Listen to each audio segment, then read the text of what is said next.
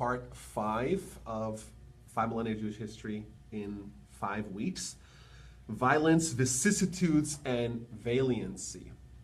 This is going to tell the story of the Jewish people in medieval times. And I want to start off with, I think, what could be considered a constant in Jewish history. No matter what period in time in Jewish history, we can say that there's been amongst the Jewish people a relentless and uncompromising dedication to Torah study, number one. Number two, the presence of yeshivos, of dedicated houses of scholarship. In fact, we're told that even as far back as the sons of Noah, Shem and Avery, each one of them established a yeshiva. Jacob was a student at one of these yeshivas. Abraham and Isaac, were told, they also were, even at advanced ages, they were in a yeshiva as well, in a house of scholarship. In the 220s of the Common Era, there were two massive institutions that are going to play a very central role in Jewish history, established in Babylon. Number one, one called Sura, in a city called Sura, and the other one in Pumbedisa. And what we'll see, that with the destruction of the Second Temple and the disbandment of the Sanhedrin, these two yeshivas are going to take a tremendous prominence in Jewish history. In fact, we could say that the center of Jewish life from the disbandment of the Sanhedrin in the 5th century is going to be the yeshivas, beginning with the two massive yeshivas in Babylon, in Sura and Pumbedisa. Now, we're told in the Midrash that the Almighty made a pledge. The pledge, of course, is in the Torah, that the Jewish people will never cease, but more specifically, that the Jewish people will never forget the Torah. Now, which Torah are we referring to? The oral Torah, of course, because the written Torah we have written down, we have many, many copies of it. How is the Almighty going to ensure that we're going to remember the oral Torah forever and never forget it? So the Midrash tells us that the Almighty established 2 yeshivas, 2 dedicated locations of Torah studies that will never cease amongst the people. And in fact, the Almighty makes a pledge that these yeshivas won't see captivity, they won't see heresy, there's going to be no plunder, even the Greeks won't be able to get them, and certainly not Edom as well. And in fact, there's a remarkable story during the Holocaust where all of European Jewry was in turmoil. There was an inferno in Europe destroying everyone. Yet there was one yeshiva, the Mir Yeshiva from Poland, that they managed to get passports for the entire faculty and student body of the yeshiva, and the entire yeshiva as one. Teachers, students, families, everyone managed to cross over all of Asia on the Trans-Siberian Railroad to end up in Vladivostok, all the way in the east, to cross the Sea of Japan and to reestablish a yeshiva while Europe is asunder in Kobe, Japan initially, and then in Shanghai, in Japan-occupied Shanghai, for the rest of the war. So for the duration of the war, when European Jewry is being totally destroyed, there's an entire yeshiva, complete, with faculty and students, that is still existing and studying Torah all halfway across the world. And in fact, there are those that have speculated that this pledge that the Almighty makes, that there are always going to be yeshivas amongst the Jewish people, indeed is still active and still present, and that's why the Almighty has to keep his pledge, and Torah will forge ahead. After the Talmud is written, we go into an era called the era of the Gaonim. The Gaonim is the term given for the heads of these yeshivas. You have 2 yeshivas in Sura and Pumbedisa. There are other yeshivas as well, 2 primary yeshivas, and the heads of the yeshivas are called the Gaonim. And they're Geonim, that's right. And they're generally accepted as not only the heads of the yeshiva, but also the spiritual leaders of the worldwide Jewish community. Like we spoke about last time, twice a year, the entire Jewish community, not just the students and the scholars, everyone for 2 months a year will come to these massive yeshivas, have massive conventions of Torah study. But the Geonim, they themselves, they had a specific role in perpetuating Torah. They were in charge of teaching, of explaining, and clarifying the Talmud, of course, which was difficult to do, especially compounded by the fact that the Talmud was written in a foreign language. The Talmud was written in Babylon at a time where everyone was speaking Aramaic. Over the course of history, people are going to stop speaking Aramaic, they'll move on to foreign languages, other languages, and the Talmud became even a little bit more difficult for them to do, and the Gaonim were responsible chiefly in teaching Torah to the generations. Not only that, many questions of complexities in the Talmud, of conclusions of the Talmud, of things that were unknown or unmentioned in the Talmud, at least not explicitly, they all reached the doors of the Gaonim, and of course the Gaonim of every generation wrote books that explain and clarify the Talmud as well. Over this period, we meet some very transformative and memorable figures in Jewish history. Famous names we've heard of, perhaps. Rav Shri Gaon, Rav Hai Gaon is going to make an appearance later on in our story. Rav Achai Gaon, he wrote the first post-Talmudic book called the She'iltos. It's a book that's set upon the weeks of the year, and it gives like a nice introduction to the Parsha and a certain halacha of the Parsha. Very fascinating book that he wrote. Rav Amron Gaon, one of the Gaonim, he was the first to codify the Siddur, the prayer. We know the prayer is a fixed prayer, but it was never actually written down and codified until he did it. And the most famous and impactful of the Gaonim, Rav Saadia Gaon. Rav Saadia Gaon wrote a lot, voluminously, a great Torah leader as well, but also wrote a very famous and transformative book called the Emunos Videos, the faith and the knowledge, where he synthesized Torah with prevalent philosophy, something that Maimonides, several hundred years later, would do the same. The Gaonic era lasts for about 400 years, and it coincides, the end of the Gaonic era coincides with the end of Babylon as the center of Jewish life. From then on, Babylon, while it will still have a Jewish community, up to 1952, when the Jewish communities that were there and that had been there since the times of the destruction of the first temple, they've been there for about 2,400 years uninterrupted, they were kicked out and sent to Israel.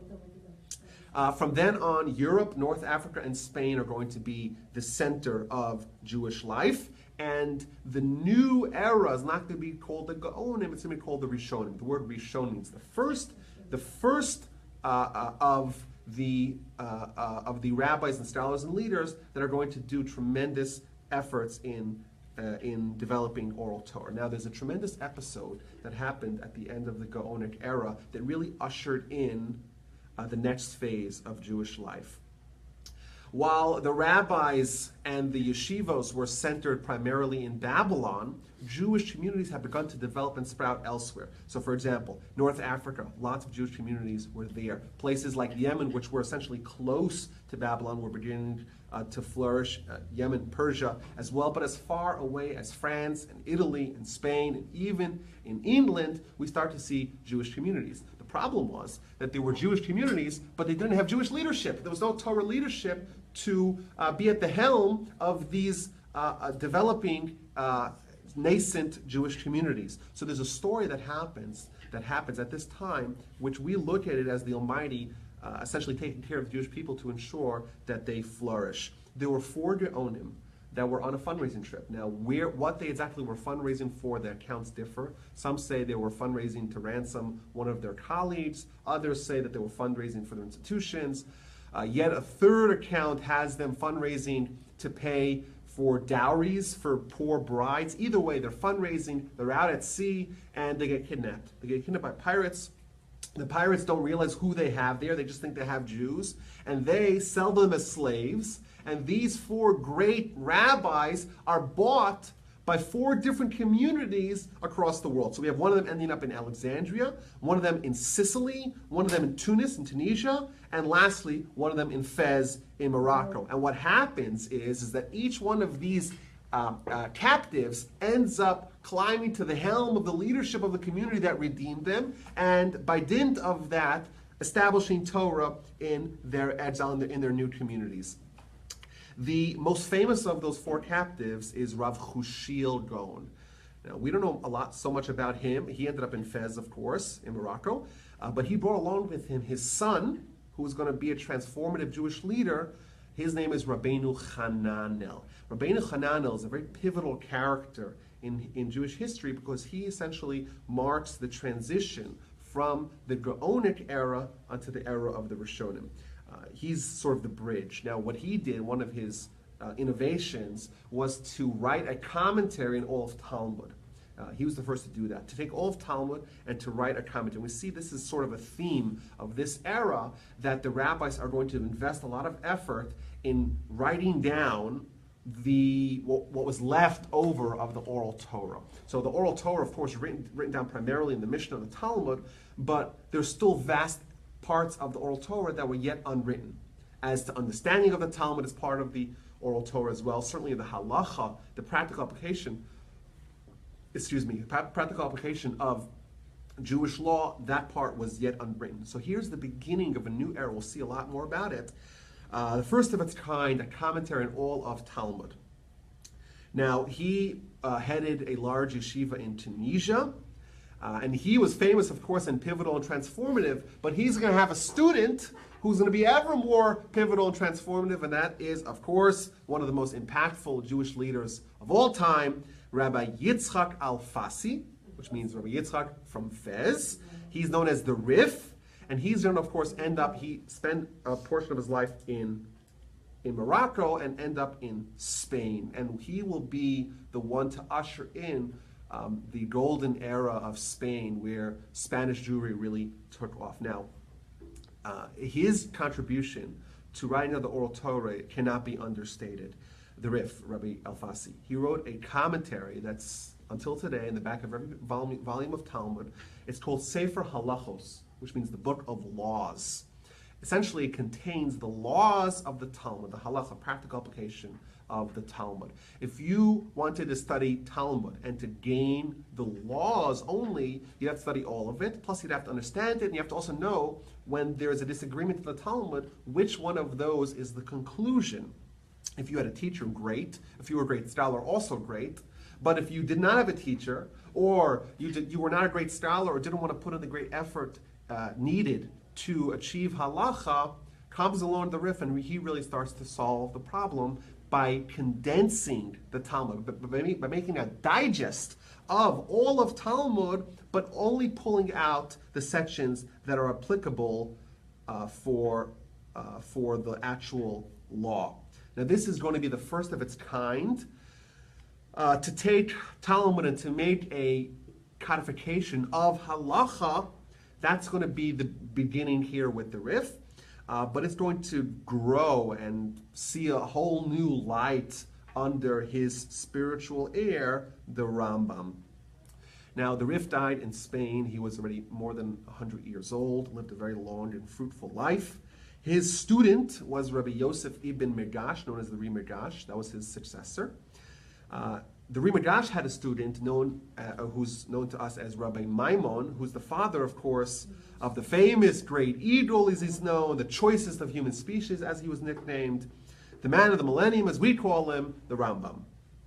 The Rambam writes in his books that he considers himself a student of the Ri Megash, who was a student of the Rif, despite the fact that when the Rambam was 3 years old, the Ri Megash had already passed. The idea behind that is the Rambam is essentially telling us that he's still living in the era where people were able to incorporate in their teachings to their next generation all of oral Torah. We could trace the Rambam all the way back to Moses because he's in the era where teachers and students had that special relationship that a teacher would impart upon their students all of their knowledge. Thus, the Rambam can say, my father taught me everything that he knows. He received everything that he knows from his teacher, who was the Ri Megash, who got it from the Rif, and that already brings us back to the era of the Gaonim, back to the era of the authors of the Talmud, of the Mishnah, back to the prophets, and of course all the way progressively back to establish his life back in Egypt. We'll get to the Rambam story. That's right. We'll get to all these stories. Everything will be covered. Everything will be covered. Good question. Okay, so that's the foundation of a Spanish Jewry. On the other side of the river, so to speak, the Ashkenazi community has its founding at this time as well. Rav Hai Gaon, one of the last of the Gaonim, he had a student by the name of Rabbeinu Gershom, who's known also by his nickname Rabbeinu Gershom Meor Hagolah, the light of the exile. He was the one who moved to France. He moved to France, and he established a yeshiva in France. And he is the beginning, he heralds the beginning of the Ashkenazic Rishonim. Now, the word Sephard is from the Hebrew word for Spain. So the Spanish Jewish community became the Sephardim, and the Ashkenazic, which is the name for Germany, is the Ashkenazic side of the aisle. And Rabbeinu Gershom Me'or is the beginning of that. Now, he's perhaps most famously known for his edicts. He, as the leader of Ashkenazi Jewry, he enacted several rules, several items, doctrines of legislation that became obligatory to all of Ashkenazi Jewry. The most famous of them is that he prohibited polygamy. Polygamy, by the strict letter of the law, is not prohibited in Jewish law. He prohibited that, unless, he said, if you want to have polygamy, more than one wife, which clearly he advised against, but if you wanted, you would need to get the signatures of 100 rabbis from 3 different countries, that they have to sign off on it, and of course, at that point in time in history, that was essentially impossible. But till this day, we are bound, Ashkenazi Jews are bound by this edict. Additionally, he prohibited unilateral divorce. By the strict letter of the law, a man is the only person responsible in the divorce. The woman has no say in the matter. He enacted that the wife has to sign off as well. It has to be unilateral, has to be bilateral. And lastly, on a totally different realm, he prohibited opening up someone else's mail, opening up someone else's correspondence. So he's the beginning of Ashkenazic leadership, Ashkenazic community. His student is Rabbi Yaakov ben Yakar, who is famous for being the teacher of the most famous of the Ashkenazic Rishonim, Rashi. Thus we could see that the two most significant rabbis of this era, Rashi on the Ashkenazic side and the Rambam on the Sephardic side, are very closely linked to the previous era, to the Rishonim, via their teachers. Now, at this point in time, we see a bifurcation, a separation of the Ashkenazic and Sephardic communities. We're going to have developing communities where the Sephardic communities are going to be under Muslim law. Muslim control. Now, the Ashkenazim are going to be living under Christian control. Therefore, those two communities for several hundred years are going to be entirely separate of each other. And not only that, communication between those two will be very difficult, because that would be viewed as tantamount to espionage. In fact, some people would get executed if they would actually have any encountering with people from the other countries. Rabbi, Thus, can you mention, please, the year of Rabbi Gershom? yes, we're talking about the year 1000, from the year 1000 to the year 5000, more or less. For several generations, we're going to have each one of these two independent communities existing almost unaware of each other. Not only that, as a general rule, we could say that not only they didn't have interactions, but their Torah traditions that were developing and being written down and being clarified and codified are going to exist parallel to each other. Thus, Rashi did not have any access to any of the Torah that was being developed in the Sephardic world. And conversely, according to most opinions, the Rambam, who came much later after Rashi, he did not have access to Rashi's writings. Thus, we have developing two Jewish communities that each are enacting their own customs and their own understandings of Torah and clarifying in their own way that begin to be slightly different. Now, Rashi is the greatest of the Ashkenazic Rishonim.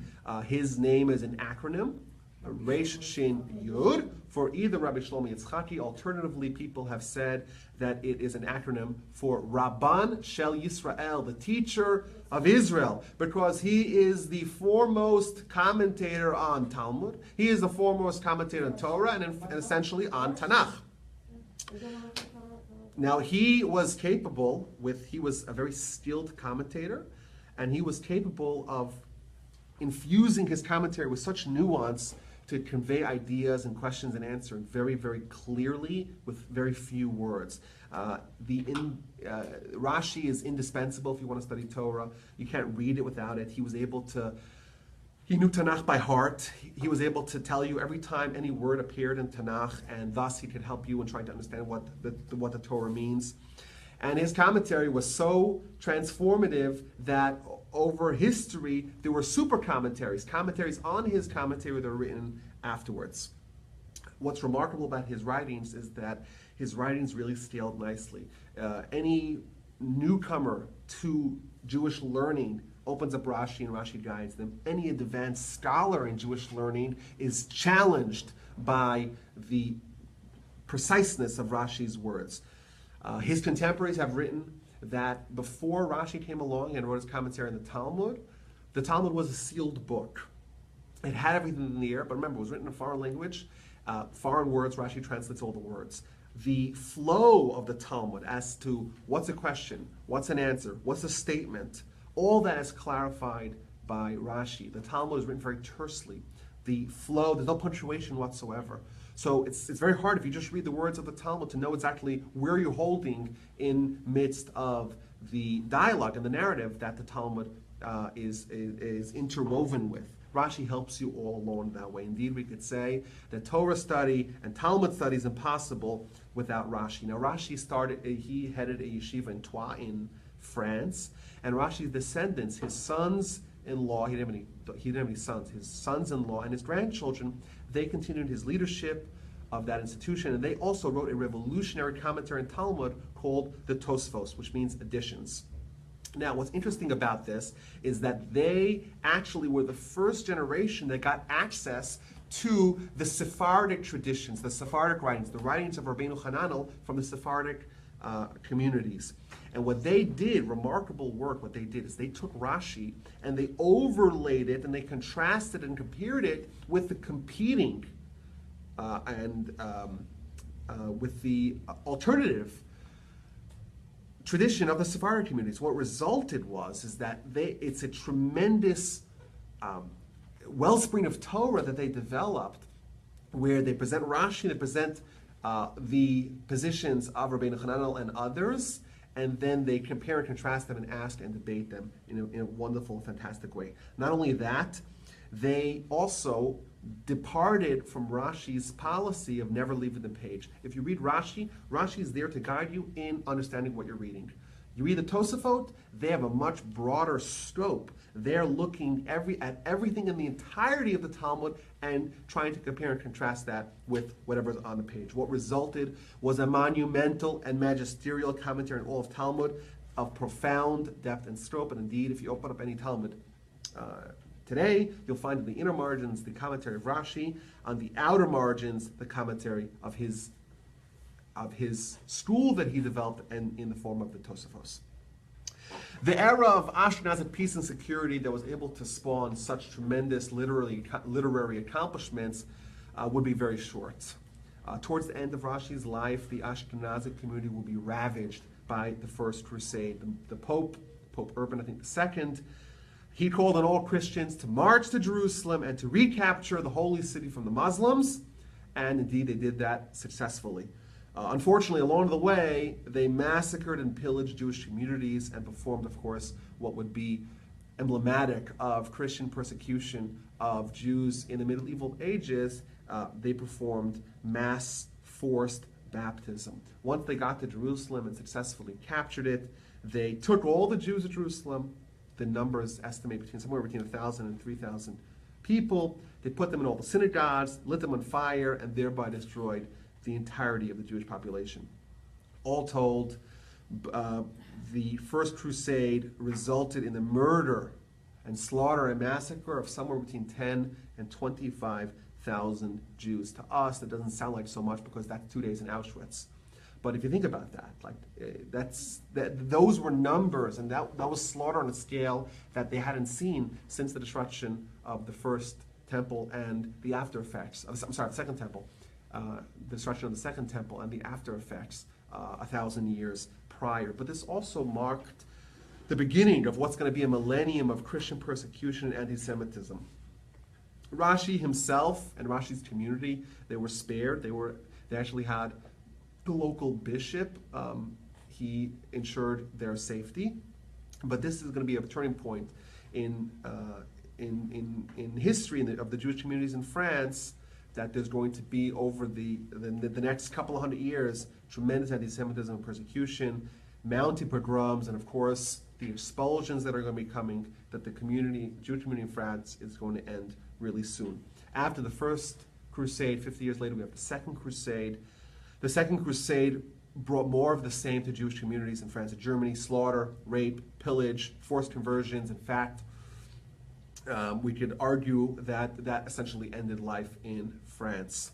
The survivors, whatever was left of the communities, moved either into Germany, thus the name of Ashkenazic Jewish community, to England and to elsewhere. There's two famous episodes that we know from this point in time that really represent what it was like to live as a Jew in France and Germany during the Crusades. The first story is about Rabbi Amnon. We read about this during the high holidays. There's a prayer, a special prayer we say, Nisana Tokef prayer.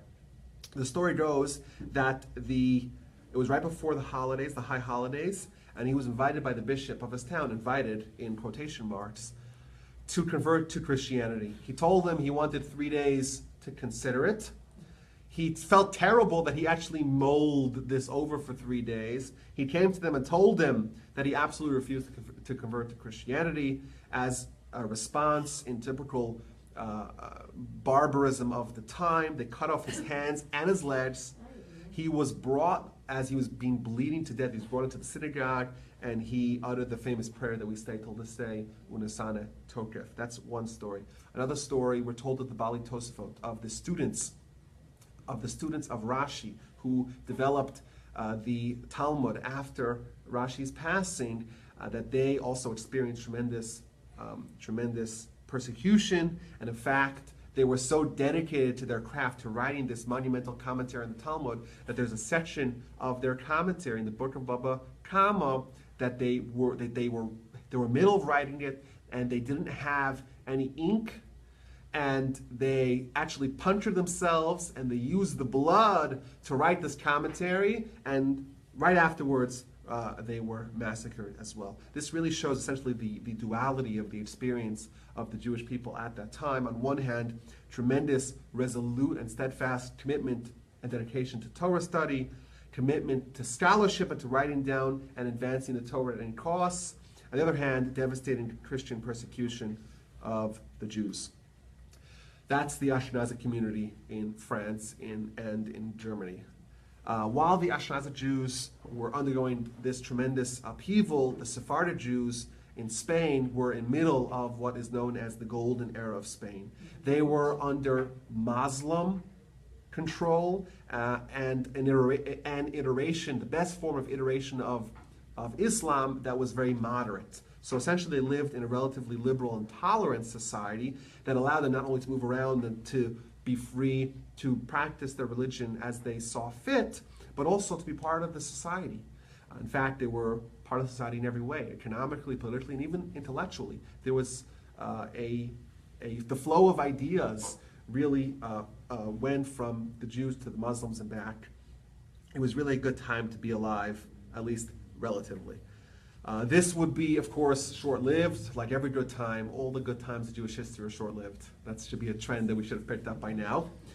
The wonderful times that the Jews are going to experience under the Muslims in Spain is going to be initially disrupted by the return of the other form of Islam, the more radical form of literal interpretation of the Quran and what that implies for the Jews and the non-believers and all the other heathens. But it's finally going to be destroyed when the Christians finally complete their reconquista, their reconquest of Spain, and bring with them the cruelty that they unleashed on the Jews throughout the medieval times. The golden age of Spain is not going to be complete, quite finished, before the birth of the Rambam. Like we said, the Rambam was born to his father Rabbi Maimon, was a Jewish judge in the year 1135, keep you oriented in the times. He was a direct descendant of King David, like Rashi was. He had a tremendous intellect, a superior mind, photographic memory, and a tremendous willpower to study uninterrupted for years. At the age of 15, unfortunately, his life in Spain would end with the emergence of the Almohads. The Almohads are a very radical group of Muslims, faithful to Muhammad, as their name suggests, and what they brought to them, their version of controlling the Jewish people, was very inhospitable, and the Rambam and his family, along with many other Spanish Jews, fled. Initially, they were in Fez in Morocco. When the Almohads eventually captured that part of the world, they moved to the Atlas Mountains where they lived in caves for 9 years. The Rambam at the age of 24, he emigrated to Cairo, to Egypt, where he would spend the rest of his life. When he got there, he published the first of his monumental works, and that would be the complete commentary on all of Mishnah. This had never been done in 1,000 years since the Mishnah was written. It had never been done, and the Rambam at the ripe age of 24 is the first to do it, to publish a commentary on all of Mishnah. Not only was it a commentary Mishnah, interspersed in the commentary Mishnah is also all of the Talmud that is the elaboration of that Mishnah. He had several innovations. First of all, he wrote it in Arabic, but with Hebrew letters. He used the language that the people knew, so it could be understood by the people, but also written in the sacred script of Hebrew. Not only that, he introduced the novel idea of writing introductions. He wrote 3 massive introductions in the Mishnah. Firstly is the introduction to Mishnah, which explains the process of the transmission of the Torah and the structure of the Mishnah. For example, he says, why all 63 books of Mishnah, he explains why they're in that order, for example, but he also shows the big picture of how the development of the oral Torah was done.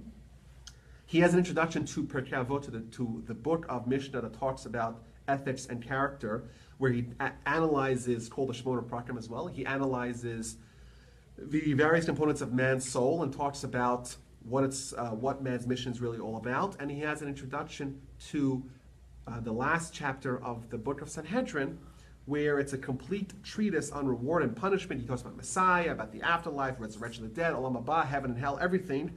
Plus, he gives his enumeration of the 13 principles of faith. Once he is in Egypt, he begins to write what would be his magnum opus and perhaps the most significant book written since the Talmud.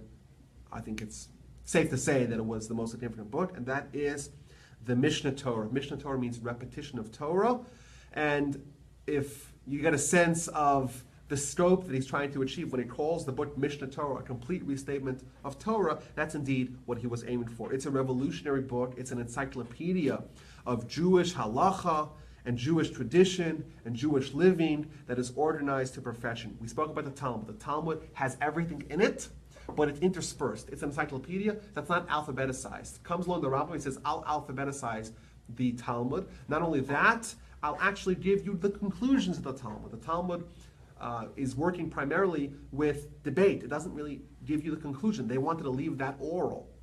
Comes along the Rambam in the footsteps of his predecessor, the Rif, Rabbi Alfasi, who began this. He radically developed halacha by completely reorganizing all of Jewish law and writing it down in a tremendously careful and organized way. So it's 14 books. Each book is divided into sections. Each section is into subsections. Each chapter, it's all broken down perfectly. In fact, those that came afterwards that would write on the Rambam, they would actually understand what the Rambam is saying from where he placed it. It was organized so perfectly. In fact, his contemporaries write that the Rambam wrote with such precision that it rivals the precision of the Mishnah. What were his goals in writing down the Mishnah Torah? His goals, his stated goals, as he writes in his introduction, that all the rules should be accessible to the small and to the great. All of Torah will be here in these books. Each and every commandment and all the rules and all the legislations and of all the sages and all the prophets, all the way to the times of the Rambam.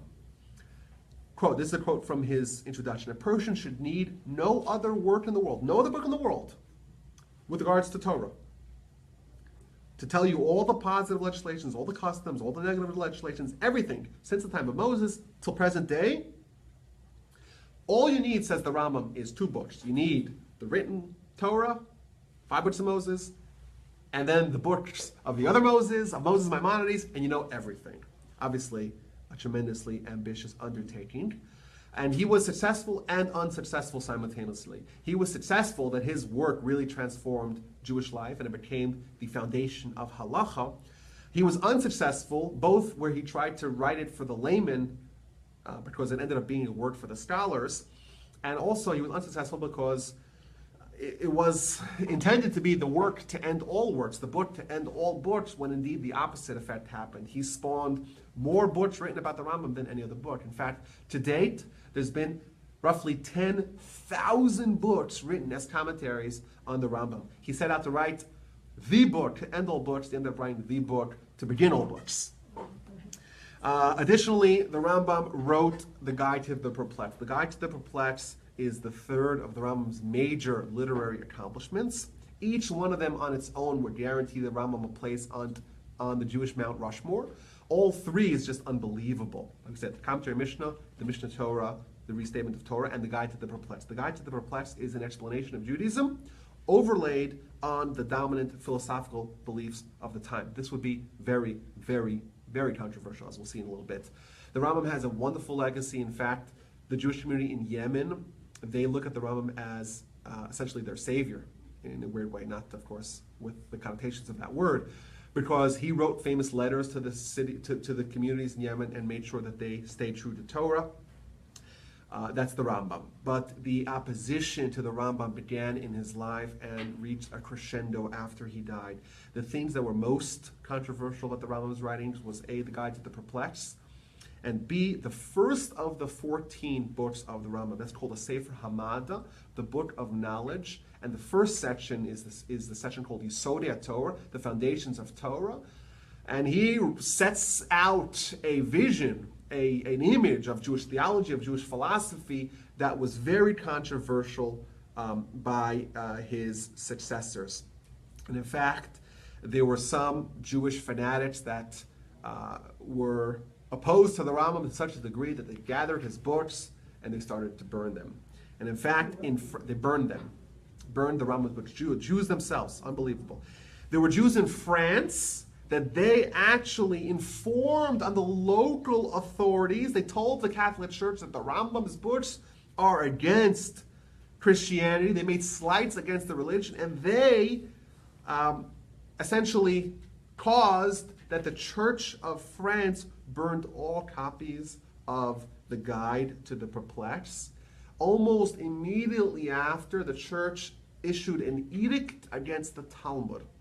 And what happened was just horrifying, where they burned, in the center of Paris, they burned all copies of the Rambam, and several years later, they burned all copies of the Talmud in the very same location. And in fact, the Rambam's detractors that questioned him, this was the turning point, because they realized that the Almighty was showing them that the reason why the copies of the Talmud were burned was because that community had gone after the Rambam and burned his writings. And in fact, one of the great authorities and leaders of the time, Rabbi Yonah, wrote a book called Shari Tshuva, The Gates of Repentance. And he wrote that as a method of atonement for his own personal opposition to the Rambam. The next great Jewish figure of the era is the Ramban. So we have Maimonides, and then we have after him Nachmanides. Nachmanides would assume the mantle of leadership of Spanish Jewry. He's, again, one of the great scholars in Jewish history. Of course, he wrote a monumental commentary on Torah, along with many, many other works.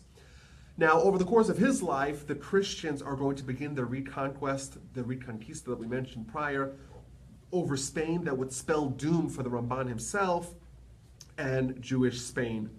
The turning point of his life when he was compelled to have a debate known as the Disputation of Barcelona with a local Jew who had been baptized. So the story goes, this is the year 1263, for those keeping track. There was a Jew who converted to Roman Catholicism by the name of Pablo Cristiani, and he told the king that he was going to prove the truth of Christianity and the falsehood of Judaism from the Hebrew Bible and from the Talmud. And not only that, he told the king, he's going to prove it in a debate with the greatest rabbi of the time, with the Ramban. Now, the Ramban agreed to engage in this debate, provided that he was allowed to speak freely. At that time, it was against the law. It was illegal for anyone to say anything against the Christian doctrine. But the Ramban was afforded a reprieve against that to speak freely during this debate. This debate was as one-sided as you could possibly imagine. The Ramban, of course, trounced his opponent so fantastically and completely that the king awarded him 300 gold coins as a victor. And in fact, he said the very famous line, "Never before in human history has a man argued so effectively for an untruth." Once again, this demonstrates that sometimes, no matter what you do or say, you cannot possibly convince your opponent of your position. While the Ramban was guaranteed immunity to say as he pleased, and which he did, from that time on, he was pursued relentlessly by the church. He was so bad, he had to actually flee to save himself. He ended up in the land of Israel. He came to the land of Israel, was so devastated and so bereft of Jews, there wasn't even a minyan. He started rebuilding. In fact, there's the Ramban Shul in the old city of Jerusalem that he built. He built it subterranean because at that time it was controlled by the Muslims, and the Islamic rule is that if you want to have a Jewish or any non-Muslim structure, it has to be built underground, so that's why it's subterranean, and that was extant until 1948, where it was destroyed in the War of Independence, and it was rebuilt in 1967 after the reunification of Jerusalem.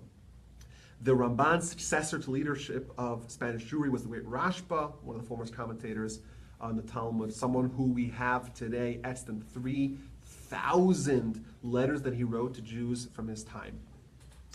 Okay, so that's the Sephardic community. What's going on with the Ashkenazi community? When we left them last, they had begun the tumultuous period of Christian persecution that began with the Crusades. Despite the upheavals and the migrations that the community faced, they were led by a series of great scholars and heroic leaders who began the process of rebuilding. Again, multiple times in Jewish history, the Jews are beaten down, they're persecuted, they're sent away, they're sent on migrations, they're expelled, and they always find a way to rebuild. So there's four pivotal leaders of the rebuilding of Ashkenazi Jewry. The first one of them is the Or Zarua. Or Zarua is the book that he wrote, which was a codification of Jewish law. He essentially tried to do what Maimonides did in a shortened version. His student was the Maharam Mirottenberg. He was the leader of Ashkenazi community, of Ashkenazi Jewry of the time.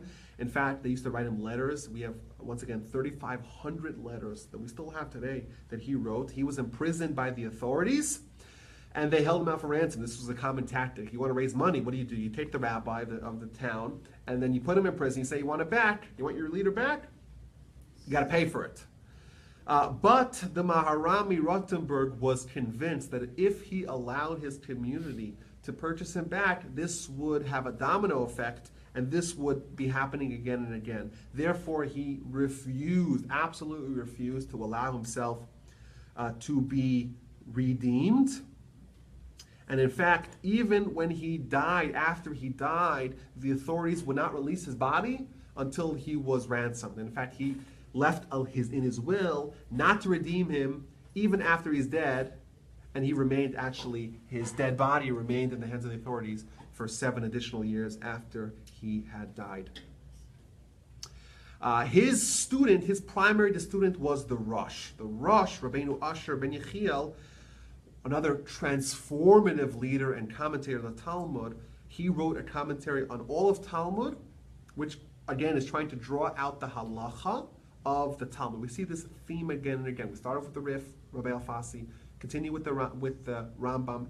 The Or Zarua took a stab at this, and now the Rosh is going to write a Talmud-based book of Jewish law. We see this is the theme of the time. It's clear that the rabbis and scholars and teachers of this era, they recognized that the end of the period of oral Torah was coming, or at least the period of oral Torah wherein there's enough peace and stability and security for teachers to impart everything that they knew to their students. Therefore, collectively, as leaders of this period, they decided to write down everything that they knew in a way that can be studied by future generations, and creating a written version of whatever was still oral about the oral Torah.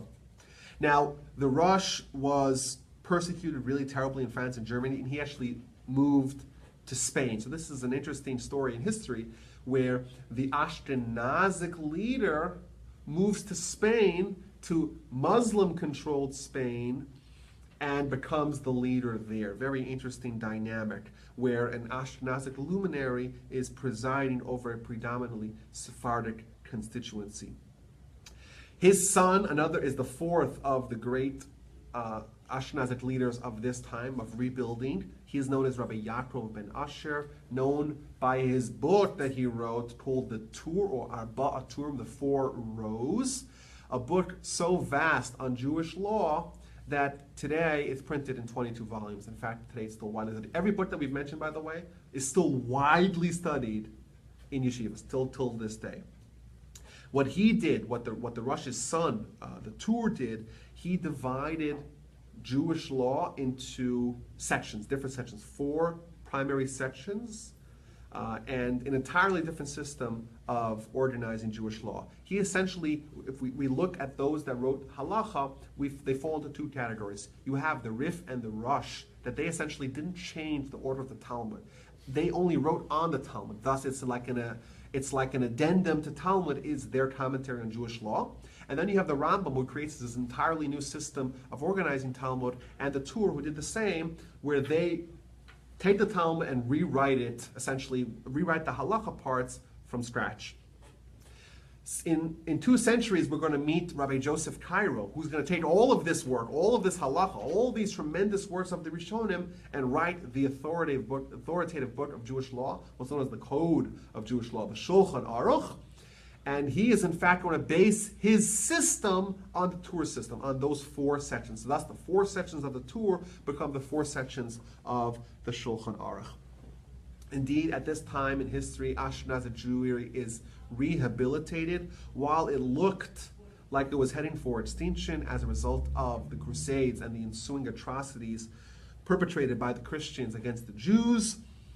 Instead of being in danger of extinction, the Jewish knowledge was now being recodified, being organized, being meticulously preserved, and accessible for all the communities that were to follow. Consequently, we could say the academies that were destroyed were rebuilt, the manuscripts that were burned were rewritten, and the Jewish lives that were in disarray were reestablished. The Rosh came with his community to Spain. They would find temporary haven in Spain, but like we mentioned prior, the era of tranquility would not last very long.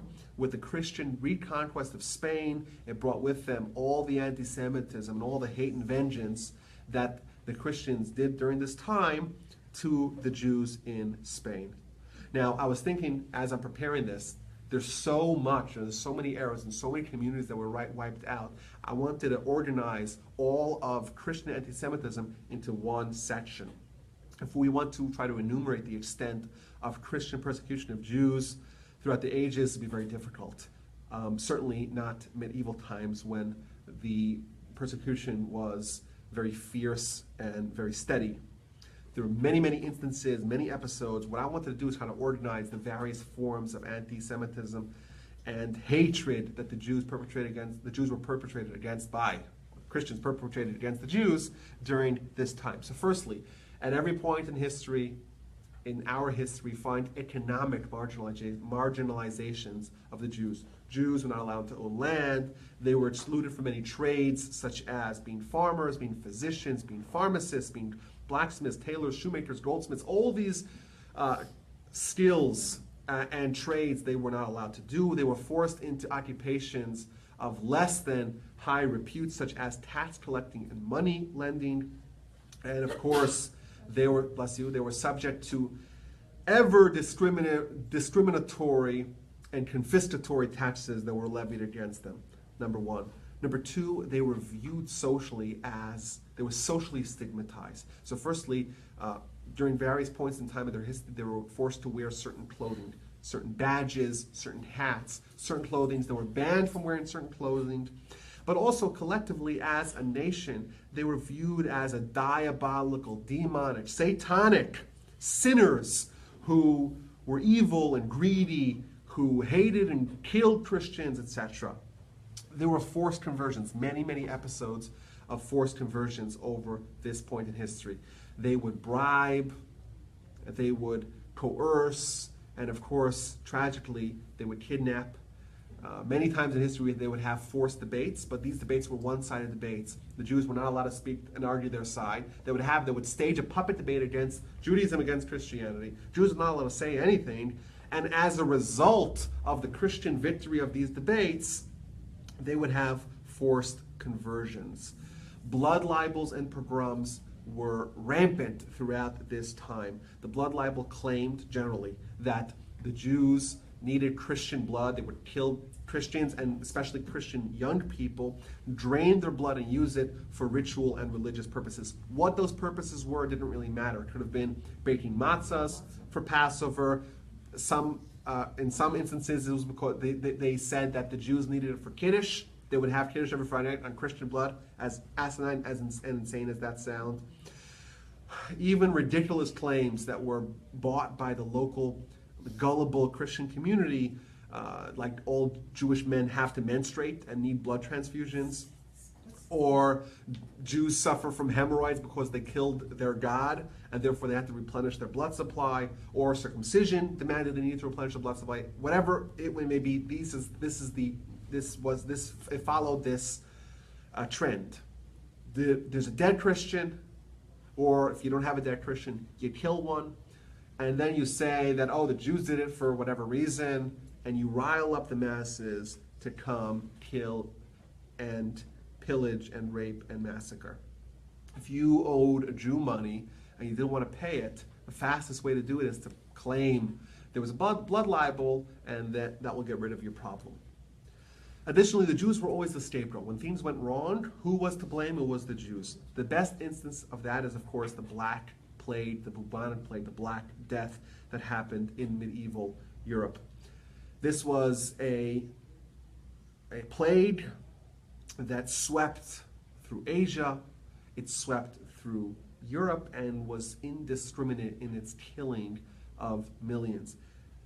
Over the period of 50 years in Europe, the numbers are astronomical. They claim on the lower end that 25 million, between 40 and 60% of all of Europe was actually killed via this plague. Now, Jews died at a lower rate. Jews died as well, but they died at a lower rate because of the sanitary practices of Jewish law. So in Jewish law, we know you have to wash your hands in the morning, practice unheard of in the medieval world. You want to eat something, you got to wash your hands. You use the restroom, you got to wash your hands. Not only that, the Jews bathed at least once a week. Before Shabbos, every Jew bathed. Additionally, Jewish law demanded a certain degree of sanitary cleanliness, because if you want to pray, you want to say blessings, there has to be, there cannot be any open latrine or any foul odor. Thus, they had to keep their places clean. And of course, the Jews were fastidious about the expeditious burial of dead. They did not allow the dead to hang around. The notion of fleas containing airborne viruses that caused the plague was unimaginable to the Christians in Europe, and to them there was only one cause for this, and that, of course, was the Jews. How did the Jews do it? It didn't matter. Initially, they claimed the Jews poisoned the well, then the wells that provided water, and then they stationed guards around the well, and the plague continued. Well, if they didn't poison the well, they must have prayed. Whatever it was, there was a given. The given was the Jews caused it, and therefore they're responsible. As a result, many, countless Jewish communities were slaughtered. You gotta blame the Jews, that's right. It hasn't stopped, I agree with you. Of course, the worst of all of this was the expulsions. For example, this is a partial list. In the year 1290, King Edward I issued an edict expelling all Jews from England. In fact, England was Judenrein, was bereft of Jews for 300 and some odd years until 1655, when they were allowed back. In fact, Shakespeare actually probably never actually met a Jew, yet his rabid anti-Semitism is displayed in his writings, because anti-Semitism apparently transcends any personal experience or any logic. In France, the Jews were expelled in 1306 and in 1394. How did they get back to be re-expelled? Well, the answer to that is simple. Typically, when the Jews left, the Jews were kicked out, and they left, the economy tanked. As a result, they said, okay, come back, and then they kick them out again. Germany, Austria, Lithuania, Hungary, all these places, and on and on and on, they had their expulsions of the Jews. And of course, the most famous of them is the Spanish Inquisition, the Jews being kicked out and expelled from Spain and Portugal in 1492.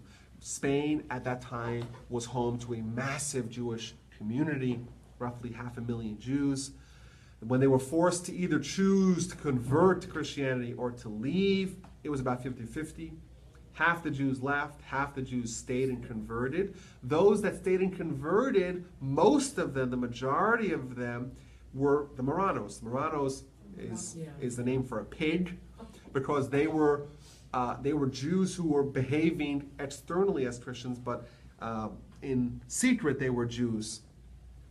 And in fact, the Inquisition, they established what's called acts of faith, the autos da fe, where they would have trials of Christian converts that were suspected of being Jews, and they would commit cruelty and unspeakable acts of tormenting and torturing the quote-unquote guilty, including, of course, public burning, etc. So what about the Jews that left? The Jews that left, they faced an uphill battle. They were in France for a very long time. Where are they going to go now? In fact, it's estimated that during the period when the Jews had to leave, many died along the way. In fact, the number is estimated at being 25,000. Where they go? They went elsewhere, primarily east. Poland, which is going to be the bastion of the Jews from then on. In Russia, Lithuania, but also as far as Turkey and Italy and elsewhere. An interesting note is that the day after the Inquisition was the day where Columbus set sail for America. And in fact, this is again another trend in Jewish history. One door closes, another door opens. We're indeed an itinerant nation. We are wandering Jews. We can never feel comfortable and secure in our host nation, only in Israel. We maybe have a few hundred years of peace and respite, but we know that doesn't last. And if Jewish history teaches us anything, it's that we should never really get comfortable in our place of exile. In conclusion, this era is a remarkable era of Torah growth. We see so many great scholars, a robust period of scholarship and writing never before seen in Jewish history. Without Rashi, we wouldn't be able to study Torah. Without the Rambam, we would not be able to practice Torah. So many compilers of halacha, the Rambam, of course, and the Rif, the Rosh, the Rashba, the Ramban, etc., etc. So many people we didn't even have time to talk about. A partial list of that would be like the Ran, the Ibn Ezra, Rabbeinu Bachya, Rabbi Yehuda Halevi wrote the Kuzari, the Chinuch, the Baal HaMa'or, the Mordechai, Don Isaac Abarbanel, who wrote the Abarbanel. All these wrote magnificent monumental works that are still studied today. And what seems likely is that this period saw really an end, and the end was the last time where the transmission of the oral Torah can be done completely from teacher to student. Therefore, they wrote and codified and clarified in a way that there's going to be a written version of the oral Torah to pass on to the next generation. During this time, we see the Jews start off in Babylon, they move to North Africa, to Tunisia, to Morocco, to Spain eventually, as far as to England, to France, to Germany, really everywhere. In order to be successful, the Jews have to be what they always have to be resilient in the face of tremendous upheaval and tumult, in the face of persecution and expulsion. They have to rebuild and rewrite, reestablish their lives and their Torah. And of course, this is an era marked by unrelenting Christian persecution. One perhaps silver lining from this era of Jew hatred is that the Jews were made united. During the time when the forces from without, the hosts that were so relentless in their marginalization of the Jews, we find really almost no assimilation and intermarriage. The Jews were united. In the modern era, we're going to see, from this point on, we're going to see the beginnings, and eventually the floodgates are going to open, the Jews are going to be emancipated, the shtetl doors are going to be opened, the doors of universities, the doors of citizenship to Europe and to the greater world are going to be opened, and unfortunately, along with that and the positive that it brings, it's going to bring massive tidal waves of assimilation and of abandoning of Judaism. And as we know very, very well, anti-Semitism does not end with the Jews being allowed to be reintegrated into greater society. Next week, God willing, the last, especially in Germany, but really especially everywhere. Next week, the last of the 5 millennia of Jewish history, the story of the Jews in the modern era. I look forward to seeing you all then. Yes? I have a couple questions. Yes, questions. Just on time-wise, okay? You said that the First Crusade, they sent the Christians to go to try to take over Jerusalem again. Yes. And then I don't think did that ever happen? Did Yes, they ever? it happened. Because you said later that when the rabbi came. Yeah, so it was bounced back and forth. Jerusalem has exchanged hands about 100 times. Yeah, the Christians set up a king and everything. Yeah, the Christians had a king, but then he was deposed, and the Muslims came back. And there was, There were 3 crusades. So oh, well, there were many crusades, 3 major crusades. Was going up to Frank, wasn't that? Well, and then it wasn't successful. Right, nothing. It wasn't successful. Was the First Crusade? The first crusade was successful. The Christians reestablished sovereignty over Jerusalem, but it didn't last very long.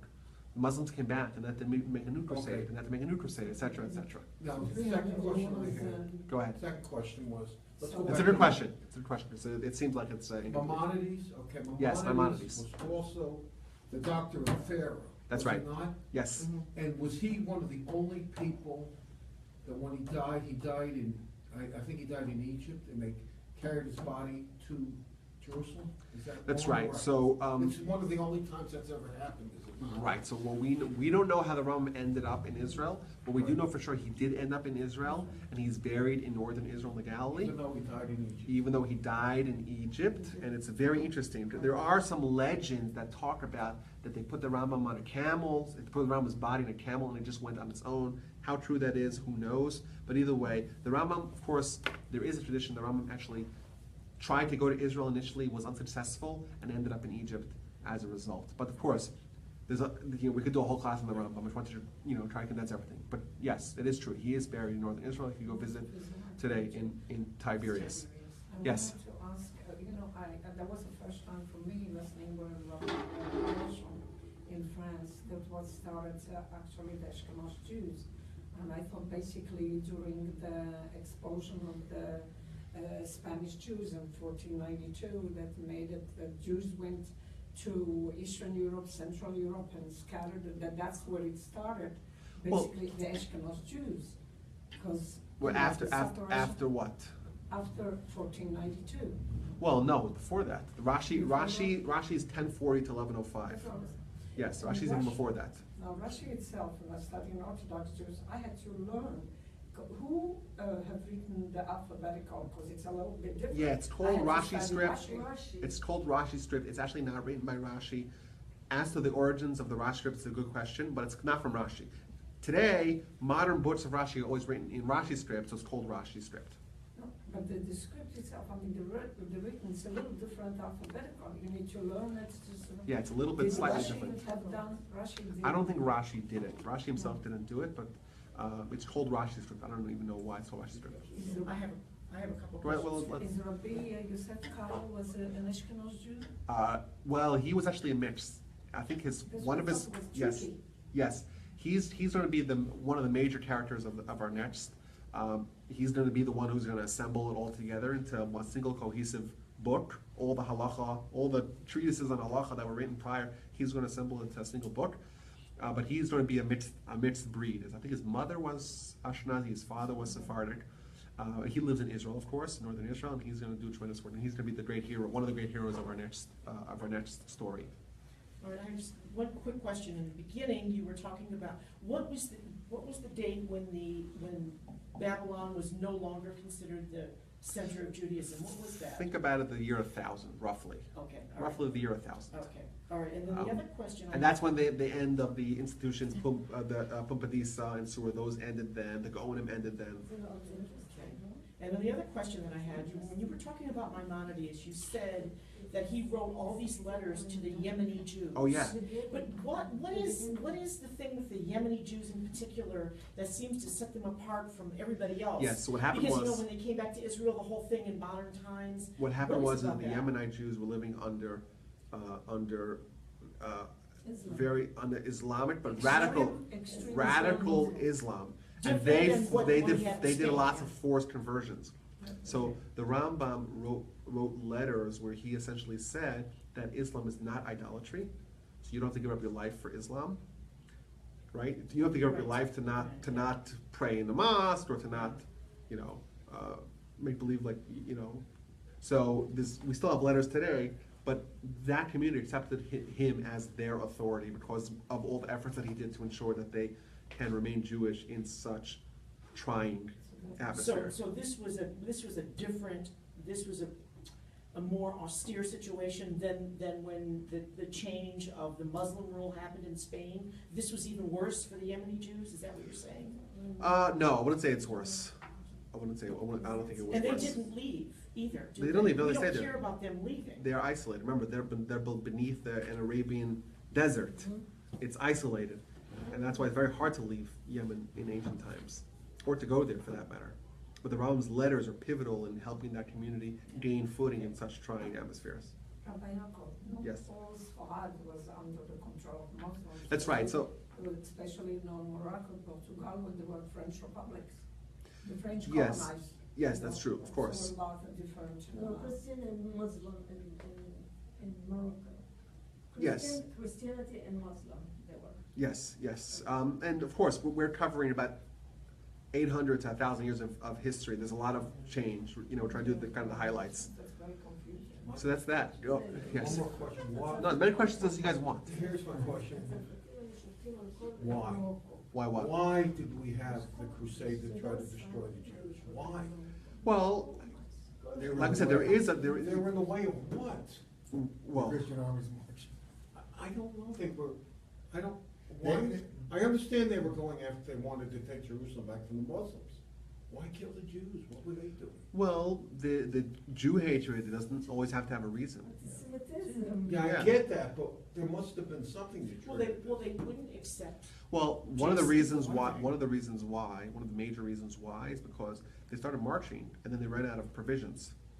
So every community that would plunder, take their Oh, provisions, and once they're taking the provisions, might as well kill a few Jews while you're at it, right? They killed 25,000. Oh yeah, they killed, Yeah. well, collectively over the entirety of the First Crusade. I mean, there was Insane. a fervor there. They were out there to take Jerusalem back from the Muslims. Hey, the Jews. But remember, were also, the there was same no, Muslims. they essentially were instructed by the Pope, so they had immunity, they could do whatever they want, no one could stop them. The only communities that were spared are the ones that the bishops, the local Christian authorities ensured the survival of the Jews. In fact, there were some very righteous people, righteous leaders of the Christians that took the Jews and ensured that they would be safe. Yeah, all the way here, the black label in the United States, 100 years ago, when a child disappeared and blamed a Jewish, that they It's been killed existing for in the same America thing. today. It's 58% of hate crimes directed against of religious origin are against Jews. The whole notion that there's this Islamophobia, that people hate Muslims, it's actually not true. There's Judeophobia. People hate Jews. Even today. This is from the FBI statistics of 2014. It's existing in here. The most, even today in America, Yes, the most yes. developed and liberal with regards to tolerance of religion country in the world, The media don't tell you that, right? No, 58%. There are a lot more anti-Semitic incidents than anti-Muslim oh, incidents. by far, yes. Currently. Currently, exactly. Well, But it does not get reported. It does not get reported, that's right. Rabbi, the Talmudic commentaries, you talk about Rabbi Alfasi and all these other people. Yes. But Maimonides still, his commentary is still considered to be sort of at the top. I mean, I haven't heard He- much about these other people, even though I don't study Talmud. He was someone of, it's it's almost hyperbole when you read about him, when He you was learn a about him. doctor, he was a Oh, yeah, I scientist. know. Yes, I cut all that out. I had so many more notes. I cut off half my notes today. biography of him a But few years ago. the man's accomplishments Yes. and the man's capabilities and the man's contributions are unbelievable. It's a highly intelligent man. Yeah. Highly Yes. intelligent, Yeah. it's like a genius. Yeah. Oh, I'm saying, in a It just renaissance, seems as man. though, you know, the Rambam is the one that, you know, when we have commentary between either he or Rashi, it's always them. Oh, yeah, he I don't is- hear about all these other He's guys. the authority. Yeah. He is the authority. It's amazing Even what though he there did. are a lot of people that came No, after to do the right, same but he's thing. not the authority. He wanted to be the authority of the final word in halacha. He didn't end up being the final word in halacha. We'll see exactly how halacha gets its final form under the leadership of Rabbi Yosef Cairo Yeah, next the week. Shulchan Aruch, Yes, right, yeah. but That's but the, hundreds of but years but the Shulchan Aruch is based upon the Rambam in a weird way. My plan in Jewish history, we're doing now five parts in all of Jewish history. We're going to go back and do it slowly. Yeah. And we're going to have a great Jewish personalities series where we're going to go through much slower. Yeah. For me and for you and for everyone, we're going to go much slower through like the Rambam, just his whole story and his accomplishments and his contributions, and Rashi and all these people. We could meet individually one by one. I'll see y'all. So Great where- plan. Good, thanks. Where in the old city is that subterranean synagogue located? It's Is it still it's there? a stone throw away from. It's by the big center, the big square. Okay, yeah, because I've taken tours of that a couple of times, sure and you've that's seen never it. been pointed out to me. I'm sure you've seen it. 'Cause it's right there, where Where they built that big dome. Yeah, yeah. It's right behind I've been that. in, that's it. Right behind that. Okay. Okay. Was it rebuilt about the same time that synagogue?